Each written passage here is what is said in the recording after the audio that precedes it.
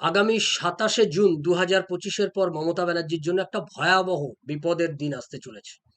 ইতিমধ্যেই সরকারি কর্মচারীদের তাদের যে যৌথ সংগ্রাম মঞ্চ, সেই যৌথ সংগ্রামী মঞ্চ তারা এটা ঘোষণা করে দিয়েছে।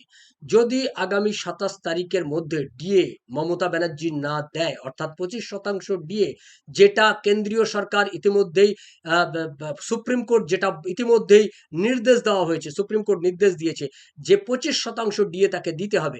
সেই ডিএ দেওয়ার কাজে মমতা ব্যানার্জির সরকারের এখনো পর্যন্ত কোনো হেলদোল নেই। তারা নিশ্চুপ হয়ে বসে রয়েছে বলে এই অভিযোগ উঠছে সরকারি কর্মচারীদের সংগ্রামী যৌথ মঞ্চের পক্ষ থেকে, এবং তারা এটা হুঁশিয়ারি দিয়ে দিয়েছে যদি ২৭ তারিখের মধ্যে এই ডিএ তারা না দেয়, ২৭ তারিখের পর নবান্ন ঘেরাও হবে, এবং সেই নবান্ন ঘেরাও অভিযানের রাজ্যের সমস্ত সরকারি কর্মচারীরা সেদিন সামিল হবে।